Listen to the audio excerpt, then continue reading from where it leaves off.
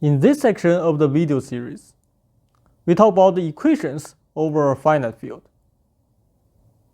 Let Q be a power of a prime number P. And let K be a field with Q elements. Let us first prove a lemma on power sums.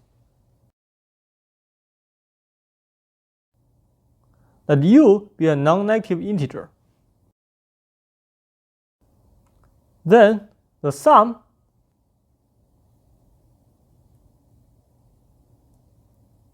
S of capital X to U,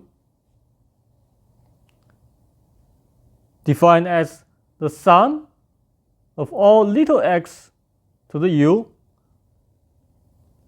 for all little x in K, is equal to -1 if U is bigger than equal to 1 and Q minus 1 divides U, and it is equal to 0 otherwise. And here we have a convention. The convention is that 0 to 0 is equal to 1. If you rewrite this in terms of math equations, this is what we need to prove. So let's prove this. If U is equal to 0,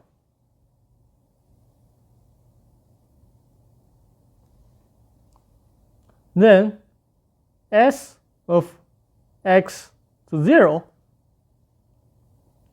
is equal to the sum of x to 0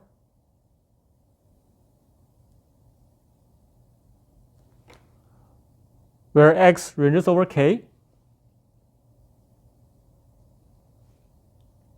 We know by convention that even if x is equal to 0, this is still equal to 1.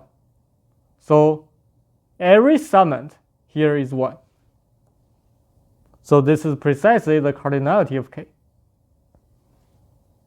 Of course, here we are talking about cardinality mod P because we are looking at a finite field. And this is precisely equal to 0 because the characteristic of K is equal to P and P divides Q. So this must be equal to 0. And now, suppose U is bigger or equal to 1 and is divisible by Q minus 1. We have 0 to the U is equal to 0. Now Q is bigger or equal to 1, so this cannot be 0 to the 0. So this must be equal to 0. And x to the U is equal to 1 if x is non-zero. Why is it so? This is because Q minus 1 divides U. And remember, we proved in the previous section that K star is cyclic of order Q minus 1. If you don't remember, this is a theorem 2 in page 4 of Sayre's book. So what does this mean? This means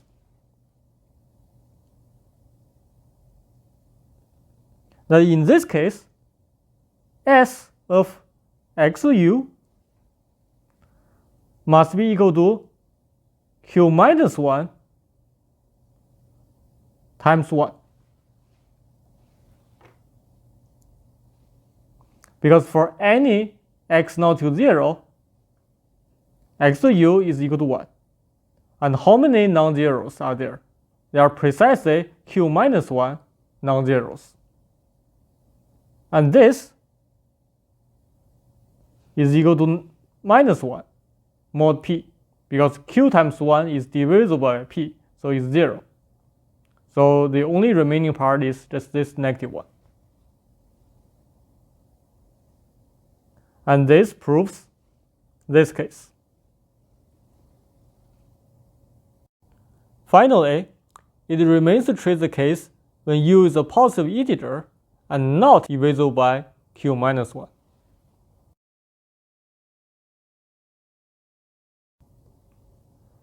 Then we claim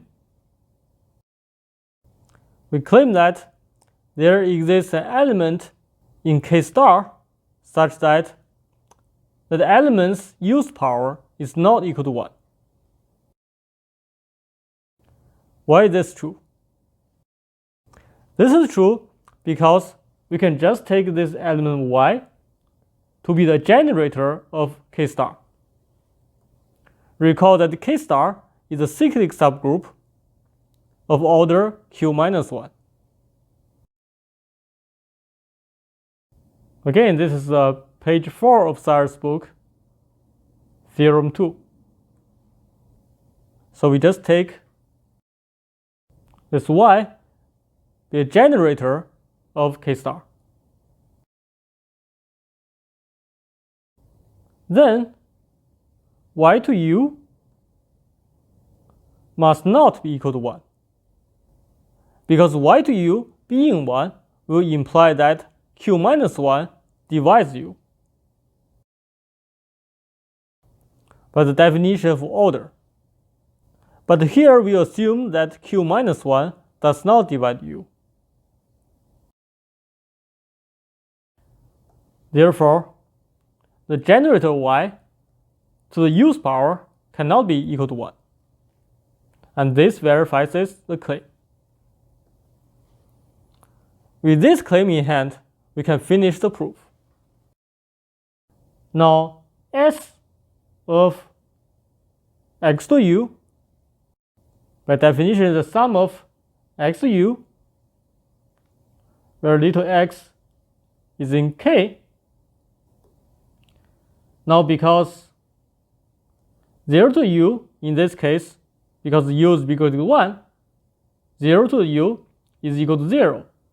So this is equal to the sum of x to u for x in K star.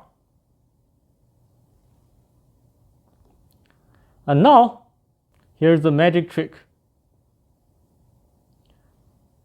Because K star is a multiplicative subgroup, which means if we multiply every element here by a group element, the sum will remain the same.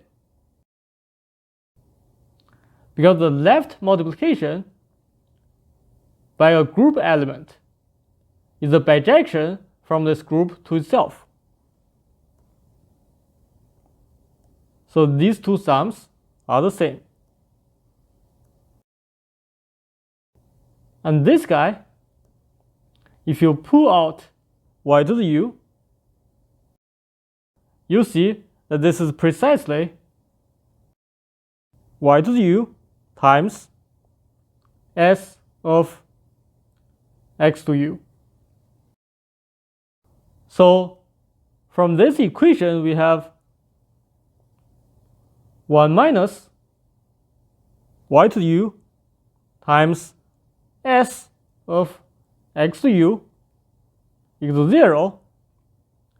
And at the same time, this y, if we take this y to be a generator of K star, we know that y to u must not be equal to 1, which means 1 minus x to u is not equal to 0 in the field K. Therefore, you can take the inverse of this guy, which gives us s of x to u is equal to 0 in this case. And this finish the proof of this lemma.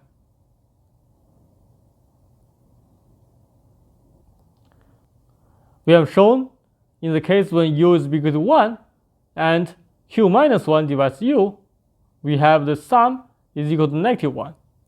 Otherwise, the sum must be equal to 0.